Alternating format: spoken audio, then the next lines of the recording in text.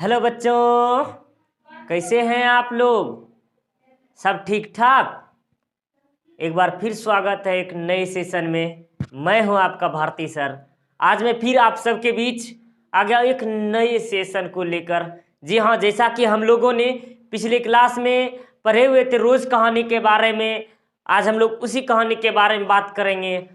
सिर्फ वही प्रश्न हम पढ़ाए जो बार बार परीक्षा में आए। जी हाँ, इसी लक्ष्य के साथ हम आज आप सबके बीच रोज कहानी के महत्वपूर्ण ऑब्जेक्टिव जो कि वस्तुनिष्ठ प्रश्न होंगे उसके बारे में आज हम लोग बात करेंगे। तो हम लोग चलेंगे रोज कहानी के महत्वपूर्ण प्रश्नों के ओर।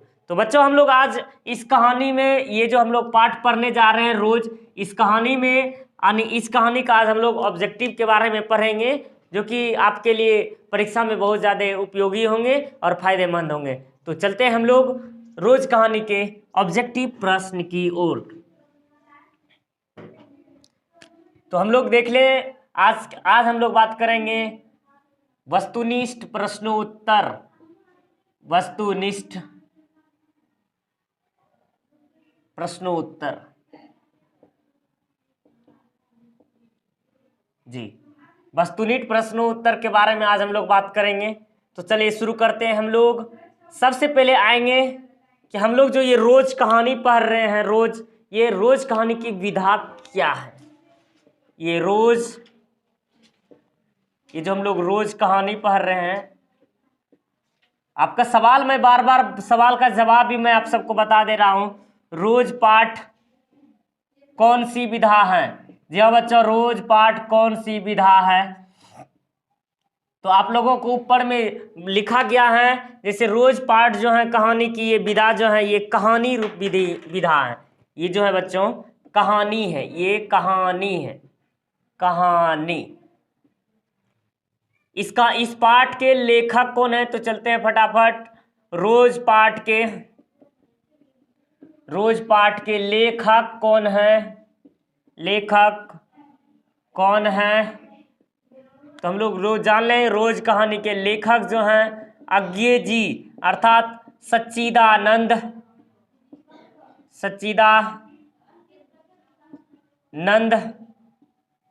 हीरानंद वात्स्यायन अज्ञे जी। जी हाँ, आज हम लोग जिस पाठ के बारे में बात कर रहे हैं उस कहानी के रचनाकार हैं सच्चिदानंद हीरानंद वात्स्यायन अज्ञे जी। जी हाँ, ये कहानी जो है ये कहानी कब प्रकाशित हुई? तो जी हाँ बच्चों, याद रखें, रोज कहानी का प्रकाशन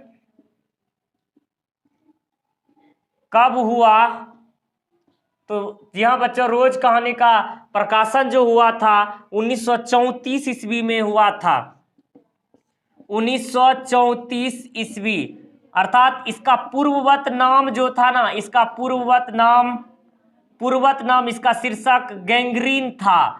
जी हाँ बच्चों, इसमें जो है ना इसका पूर्ववत नाम, हालांकि अज्ञे जी ने 1934 ईस्वी में एक रचना किया था जिसका नाम गैंग्रीन रखा हुआ था, जिस शीर्षक का नाम गैंग्रीन। वही कहानी जो है ना आगे चल करके गैंग्रीन से बदल करके इसको इस कहानी का शीर्षक रोज रख दिया गया।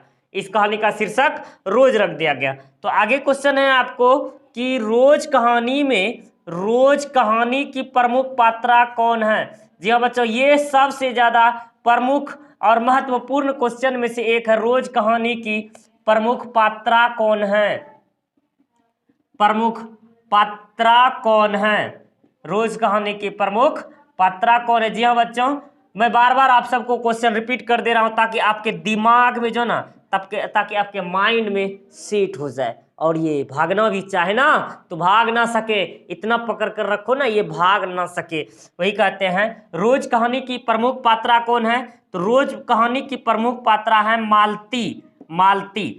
अर्थात मालती और लेखक में क्या संबंध है? अर्थात यहाँ कहते हैं मालती से कहानी में मिलने कौन आता है? मालती से कौन मिलने आया है? कौन मिलने आया है? मालती से कौन मिलने आया हुआ है? जी हाँ बच्चों, यहाँ हम लोग देखेंगे मालती से जो है स्वयं लेखक महोदय मिलने आया हुआ है।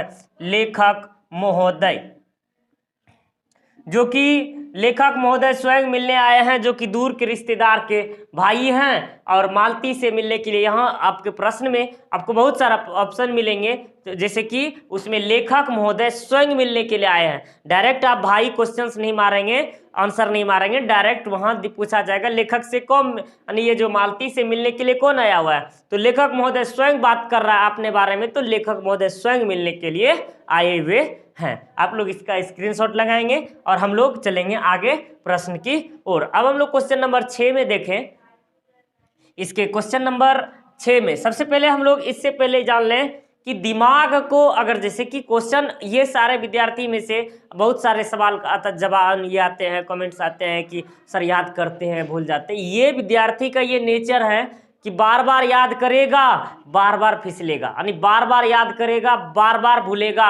और ये इसका एक ही उपाय है, जब तक तुम अपने माइंड को कॉन्स्टेंस, जब तक आप अपने माइंड्स को आप लोग स्थिर नहीं करेंगे, खुद को नहीं पहचानेंगे, तब तक यह प्रक्रियाएं बार बार होती रहेगी, बार बार होती रहेगी। ऐसा रीजन है, जब आप लोग याद करेंगे ऐसा होगा यूं कि लगेगा, आप 2 बार 4 बार पढ़ेंगे तो ऐसा लगेगा कि हमको याद हो गया, लेकिन ऐसा कुछ होता नहीं है, ऐसा कुछ नहीं होता है। 2 बार 4 बार पढ़ने से अगर हमेशा के लिए याद रह जाता तो बार बार एक ही किताब को पढ़ करके, एक बार में पढ़ करके जो है ना सारे संसार की ज्ञान प्राप्त कर लेता, लेकिन ऐसा कुछ होता नहीं है। ये दिमाग में जो एक, जैसे मान कर चलिए एक वायरस जो होता है ना दिमाग का, ये बार बार कहता है कि अपना कब्जा जमाए हुए रहता है। जब हम किसी चीज़ों को याद करते हैं तो वह क्या कहता है, वह अपना माइंड में जो होता है अपना जगह फिक्स रखना चाहता है, लेकिन बार बार पढ़ने के बाद जब हम उसके करीब पहुंच जाते हैं, वो जब अंदर जाने, जब सेटअप होने के करीब आ जाता है, तो ये बार बार कहता है तुमको याद हो गया, अब तुम जा सकता है, याद हो गया, अब छोड़ो ना, अगला क्वेश्चन पढ़ो। लेकिन ऐसा कुछ नहीं होता है, तब तक तुमको, यानी आपको लगे रहना है, जब तक इस दिमाग में जो वो वायरस है ना वो निकल करके बाहर नहीं हो जाए और अपना जगह स्थापित ना कर ले, तब तक आप उसको रटते रहे। जब तुम्हारा मन कहे, जब आपका मन कहे कि अब हमको याद हो गया, तब भी फिर भी आप उसको 10 बार रिपीट कीजिए। देखिए, तब मैं आपको ये वादा करता हूं कि आपको ये क्वेश्चन जो दिमाग में सेट हो जाएगा वह नहीं निकलेगा, वह नहीं निकलेगा। तो इस प्रकार आप लोग अपना रिवाइज करें ताकि आपका क्वेश्चंस याद रह सके। तो हम लोग चलते हैं क्वेश्चन नंबर 6 की ओर चलते हैं। हम लोग क्वेश्चन नंबर 6 में देख लें।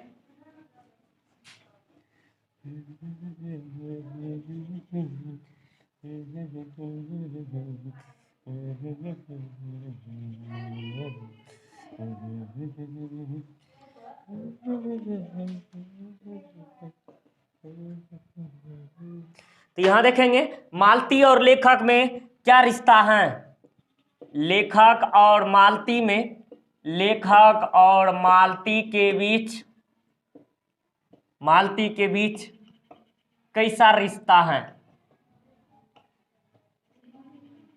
अर्थात लेखक और मालती के बीच में सबसे पहले हम लोग देखेंगे भाई का, जो कि दूर के रिश्तेदार के भाई के स्वरूप में, तथा वह साख्य स्वरूप में है, वह साख्य स्वरूप में रिश्ता, अर्थात वह एक दोस्त के स्वरूप में है, वह दोस्त के स्वरूप में उसका रिश्ता है।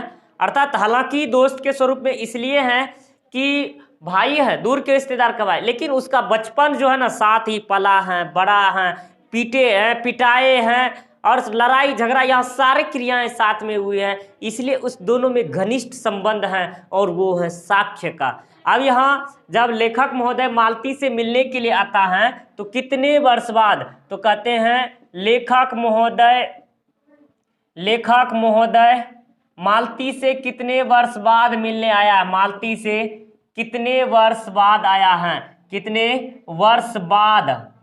वर्ष बाद मिलने आया है, कितने वर्ष बाद मिलने आया। तो हम लोग इसको जान ले, मालती से लेखक महोदय 4 वर्ष बाद, जी हाँ बच्चों, कि 4 वर्ष बाद मिलने के लिए आया हुआ है। क्वेश्चन नंबर 8 कहेगा कि मालती के पति का नाम क्या था, मालती के पति का नाम क्या था, मालती के पति का नाम क्या था, क्या है, यानी मालती के पति का नाम क्या है? जी हाँ बच्चों, मालती के पति का नाम था महेश्वर। जी हाँ, याद होगा आप सब लोगों को, मालती के पति का नाम था महेश्वर। महेश्वर जो था मालती के पति थे। और कहते हैं कि अब क्वेश्चन आता है, मालती और उसके पति के द्वारा, अर्थात मालती और उसके महेश्वर का एक बेटा भी था, जी उसका नाम क्या था? तो हम लोग उस प्रश्नों को जान लें। तो मालती और महेश्वर के बेटे का नाम क्या था? मालती और उसके यानी मालती और महेश्वर की एक संतान, यानी कि संतान का नाम क्या था? जी हाँ, संतान का नाम क्या था? तो याद होगा आप लोगों को, मालती और महेश्वर के संतान का नाम था टीटी। जी हाँ, मालती और महेश्वर के संतान का नाम था टीटी। फिर आगे कहता है कि महेश्वर का पेशा क्या था? महेश्वर का पेशा क्या था? महेश्वर का जो पेशा था ना, अर्थात वह क्या काम करता था? महेश्वर जो था क्या काम करता था? जी हाँ बच्चों, महेश्वर जो था एक डॉक्टर था। जी हाँ, महेश्वर एक डॉक्टर था। वह जो ना सरकारी अस्पताल में, डिस्पेंसरी में, अर्थात डॉक्टर के पद पर स्थापित था। और वहीं यानी पहाड़ी इलाके में स्थापित था, जो कि मालती अपने बच्चे के साथ वह एक पहाड़ी इलाकों में रूम रेंट में रहा करता था। और वहीं लेखक महोदय उनसे मिलने के लिए गया हुआ। तो आप लोगों को मैं फिर से एक बार रिवाइज करा दूं, लेखक और मालती के बीच कैसा रिश्ता था? भाई था, और साथ ही साथ सबसे विशेष प्रमुख साक्ष्य का रिश्ता था। लेखक महोदय मालती से कितने वर्ष बाद मिलने आया हुआ था? लेखक महोदय मालती से 4 वर्ष बाद मिलने आया हुआ था। मालती के पति का नाम क्या था? जी हाँ बच्चों, मालती के पति का नाम महेश्वर था। और मालती और महेश्वर की संतान का नाम क्या था? मालती और महेश्वर का संतान का नाम था टीटी। अर्थात कहते हैं महेश्वर का पेशा क्या था? डॉक्टर था। अब सबसे महत्वपूर्ण प्रश्न के बारे में हम लोग बात करें, इस कहानी की जो विशेषता है, जैसा कि हमने पढ़ा, इस रोज शीर्षक का नामकरण पुनः दोबारा किया गया है। तो सबसे पहले इसका नाम था गैंग्रीन। गैंग्रीन क्या है? गैंग्रीन क्या है? यह प्रश्न बार बार पूछा जाता है कि गैंग्रीन क्या है, गैंग्रीन क्या है। जी हाँ, तो हम लोग इसको जान लें कि गैंग्रीन जो होता है ना, आप लोग इसको स्क्रीनशॉट लगा लिए होंगे। तो गैंग्रीन जो है ना, गैंग्रीन एक प्रकार से एक भयानक रोग है। अर्थात क्वेश्चन नंबर 11 हम लोग देख लें, गैंग्रीन क्या है? जी हाँ, गैंग्रीन क्या है? गैंग्रीन जो होता बच्चों एक प्रकार का भयानक रोग है। एक प्रकार का भयानक रोग, यानी एक प्रकार का भयानक बीमारी। एक प्रकार का भयानक बीमारी है। अब जो कि पहाड़ी क्षेत्रों में पैरों में कांटा चुभ जाने से होता है, और ज्यादा तकलीफ हो जाने पर, ज्यादा गंभीर हो जाने पर उसका एक ही इलाज, उस पैरों को काटना पड़ जाता है। जिस भाग में कांटे चुभते हैं उस भागों को काटना पड़ जाता है। तो ये गैंग्रीन जो था एक बीमारी था, एक बीमारी स्वरूप में, जो कि जिसका वर्णन भरपूर रूप से, यानी संपूर्ण रूप से इस कहानी में किया गया है। अब देखेंगे कि क्वेश्चन नंबर 12 में मालती का जीवन क्रम जो है ना, मालती का रोज जीवन क्रम कितने बजे, यानी मालती का रोज जीवन क्रम कितने बजे पर रोज जीवन क्रम कितने दिनों, यानी कितने बजे समाप्त होती थी? मालती का जो जीवन क्रम का आशय यहाँ बच्चों, जीवन क्रम मतलब उसके दैनिक जीवनचर्या का जो जीवन क्रम था ना, दैनिक जीवनचर्या का जीवन क्रम, वह कितने बजे समाप्त हुआ करती थी? तो वह बच्चों रात्रि के 11 बजे समाप्त हुआ करती थी। रात्रि के 11 बजे समाप्त हुआ करती थी, याद रखिएगा। तो मालती के पति जब महेश्वर जब रात को, यानी दोपहर को जब 2 बजे खाना, इसका जो ना खाना, दोपहर का खाना 3 बजे हुआ करता था मालती का। दोपहर सुबह से लेकर कुछ नहीं जो है एक बार में ही मालती के पति महेश्वर जब 2 बजे डिस्पेंसरी से आ जाते थे, यानी वह आकर के खा करके चले जाते थे, तब जा करके मालती भोजन करती थी। उसके बाद रात्रि के फिर 10 बजे, फिर 11 बज जाता था, बर्तन मांजते उंजते, तब 11 बजे 11 का घंटा जैसे ही उसका बजता था, उसका कार्य संपूर्ण रूप से पूरा हो जाता था। फिर सुबह वही 7 यानी सुबह वही 4 बजे से लेकर उसका वही कार्य शुरू, यानी दैनिक जीवनचर्या उसका बहुत ही, यानी मालती का बहुत ही विचित्र सा हो गया था।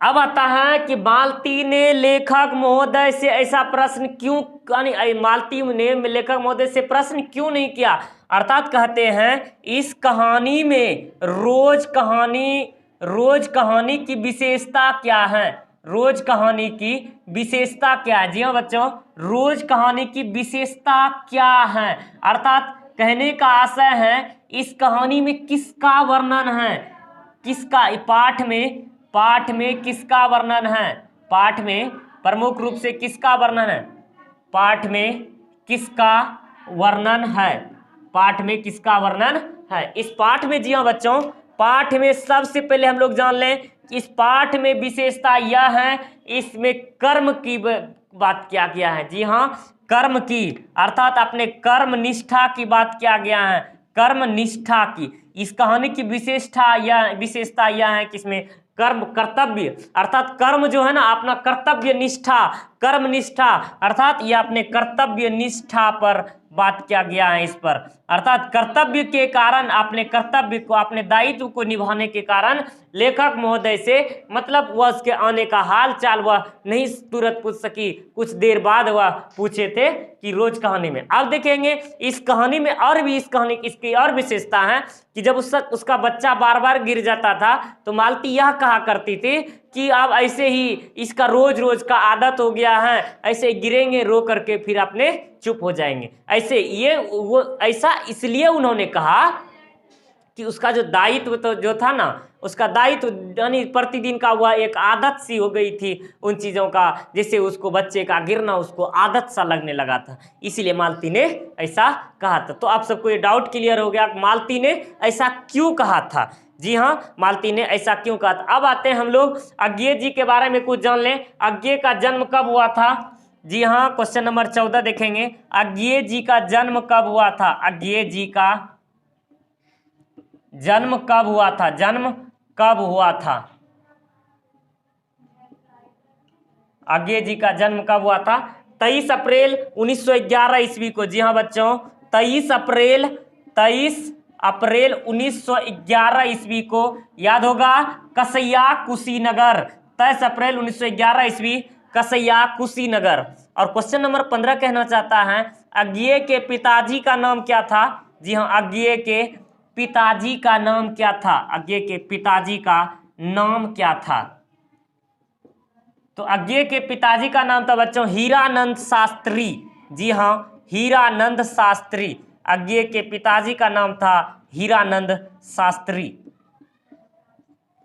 जी हाँ बच्चों, अज्ञेय के पिताजी का नाम था डॉक्टर हीरानंद शास्त्री कहिए या हीरानंद शास्त्री कहिए।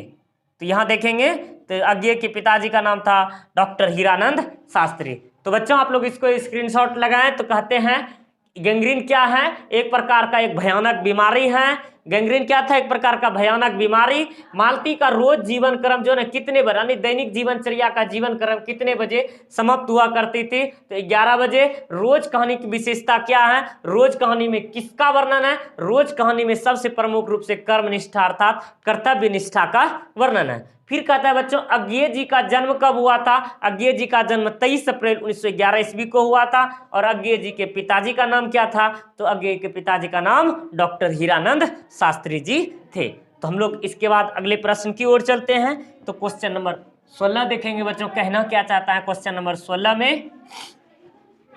क्वेश्चन नंबर 16 चलते हैं। क्वेश्चन नंबर 16 अब देखेंगे कि अब कहता है अज्ञेय के माता जी का नाम क्या था। जी हाँ बच्चों, अज्ञेय के माता जी का नाम, अज्ञेय के माता जी का नाम क्या था, माता जी का नाम क्या था। तो आएंगे, अज्ञे के माता जी का नाम था बियंती देवी। जी हाँ बच्चों, बियंती देवी, बियंती देवी, इसके माता जी का नाम था बियंती देवी। क्वेश्चन नंबर 17 कहना चाहता है, अज्ञे के माता जी का नाम बियंती देवी था। अर्थात रोज कहानी में अतिथि बनकर के कौन आता है? फिर से एक बार लिख लें, रोज कहानी में अतिथि बनकर कौन आता है? रोज कहानी में अतिथि बनकर कौन आता है? इधर से घुमा करके भी क्वेश्चन आप पूछ सकता है। तो कौन आता है?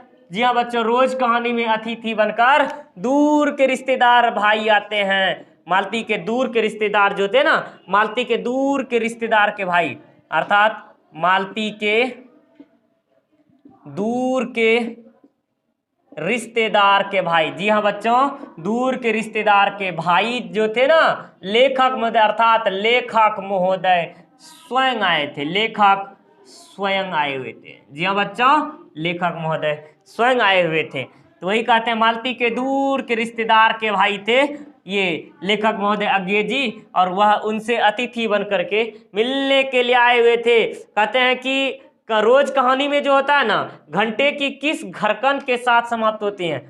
कहते हैं कि 18 नंबर में रोज कहानी घंटे की किस खरकन के साथ? कहते हैं बच्चों, रोज कहानी जो है, रोज कहानी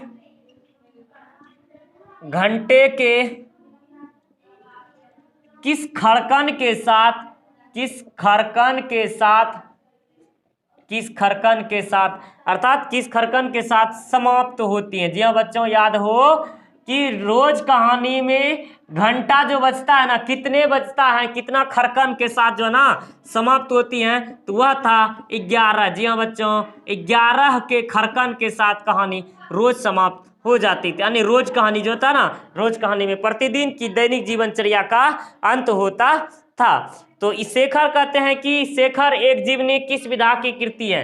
अर्थात इसने जो लिखा हुआ था शेखर एक जीवनी, शेखर एक जीवनी जो अज्ञे जी का था, यानी किस प्रकार शेखर एक जीवनी जो था किस विधा की कृति है? ये जो है ना किस विधा की कृति है? जी हाँ बच्चों, ये कहता है शेखर एक जीवनी, ये अज्ञे जी के द्वारा जो लिखा गया था, ये किस विधा की कृति है? ये एक प्रकार का उपन्यास था। जी हाँ बच्चों, ये एक प्रकार का उपन्यास था, और उसी के बारे में बात करता है कि शेखर एक जीवनी किस विधा की कृति है। तो ये जो था एक उपन्यास था, एक उपन्यास के क्षेत्र में था।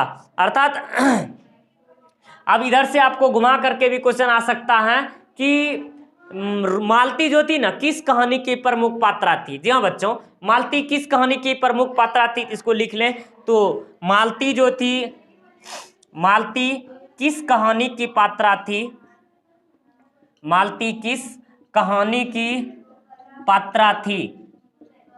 अर्थात मालती जो थी रोज कहानी की प्रमुख पात्रा थी। जी हाँ बच्चों, मालती रोज कहानी की एक पात्रा थी, रोज कहानी की एक पात्राओं में से एक थी। और फिर आप लोग इसको स्क्रीनशॉट लगाएं, मैं फिर से इसको रिवीजन करवा देता हूं। तो अज्ञे के माताजी का नाम क्या था? जी हाँ बच्चों, अज्ञे के माताजी का नाम क्या था? बियंती देवी। रोज कहानी में अतिथि कौन आता है? तो अतिथि बनकर के कौन आता है? मालती के दूर के रिश्तेदार, मानी अतिथि बनकर, यहाँ लिख देंगे बच्चों, अतिथि बनकर कौन आता है? अतिथि बनकर कौन आता है? तो यहाँ लिख देंगे दूर के रिश्तेदार के भाई, जो कि लेखक महोदय स्वयं आते हैं। और रोज कहानी घंटे के किस खरकन के साथ समाप्त होती है? तो 11 बजे। जी हाँ बच्चों, 11 बजे। समझ में आ रही है? समझ में आ रही है तो एक बार फिर कमेंट्स में कुछ जरूर करें, अपना राय व्यक्त करें। तो शेखर एक जीवनी, शेखर एक जीवनी किस विधा की कृति है? जी हाँ, उपन्यास। शेखर एक जीवनी किस विधा की कृति है बच्चों? एक उपन्यास थी। और मालती किस कहानी की पात्रा है? यानी मालती जो है किस कहानी की प्रमुख पात्रा में से थी? तो रोज कहानी की प्रमुख पात्रा में से एक थी। अब हम लोग कुछ और प्रश्नों की ओर बात कर लें। क्वेश्चन नंबर 21 चलेंगे हम लोग कुछ आगे प्रश्न में। अज्ञे जो है किस वाद के कवि हैं? जी हाँ बच्चों, अज्ञे किस वाद के कवि हैं? इसके बारे में हम लोग बात कर लें। 21 नंबर में कहना चाहता है, अज्ञे जो है, अज्ञे किस वाद के कवि हैं? ये हम लोग बात कर चुके हैं, किस वाद के कवि हैं। तो अज्ञे जो है, अज्ञे प्रयोगवाद के कवि हैं। जी हाँ बच्चों, अब ये जो हैं प्रयोगवाद के कवि हैं। अब ये प्रयोगवाद के कवियों में से एक था। अब ये जो था प्रयोगवाद के कवि में थे, प्रयोगवाद के कवि में से एक थे। और कहते हैं इसी के साथ साथ इसी में जो है ना कि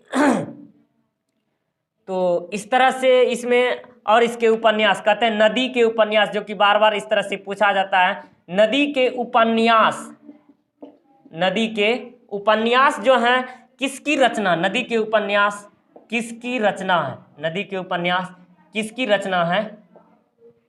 तो ये नदी के उपन्यास जो हैं अज्ञे जी की रचना है।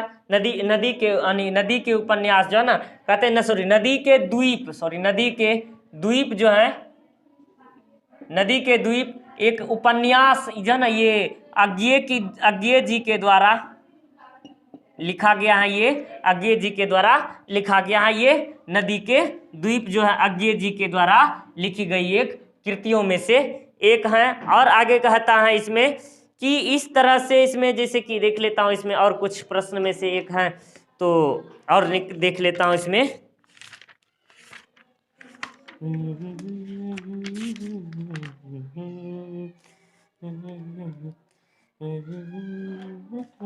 हाँ तो बच्चों कह रहा था जैसे किसमें कि और मालती से मतलब मालती को घर में किस किस चीज़ों का अभाव था।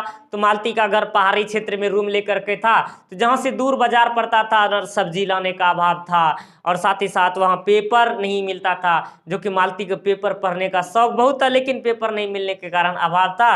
और साथ ही साथ इसीलिए तो उनको जब आम, जिस पेपर में आम लपेट करके लाया गया था उस पेपर से आम निकालने के लिए कहा गया, तो वह पेपर को बार बार गंभीर मुद्रा में पढ़ रही थी। तो इस प्रकार से इस कहानी की प्रमुख प्रश्नों के बारे में हम लोगों ने पढ़ा।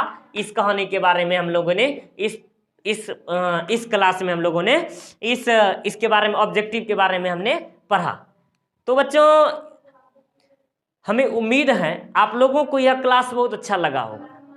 हमें उम्मीद ही नहीं, हम बल्कि आशा और पूर्णता विश्वास है कि आप लोगों को यह क्लास अच्छा लगा होगा। फिर भी आप लोगों को यह क्लास अच्छा लगे तो आप जो है ना कमेंट सेक्शन में अपनी राय व्यक्त करें, और आप, ताकि मैं आप सबके लिए अच्छे से अच्छे कंटेंट तैयार कर सकूं, और ताकि आप अपने एग्जाम की बहुत अच्छे तरीके से तैयारी कर पाएँ, तो हमें बहुत हार्दिक खुशी होगी। तो आज की क्लास के लिए बस इतना ही। ओके, जय हिंद, जय भारत। मिलते हैं अगले नेक्स्ट क्लास में।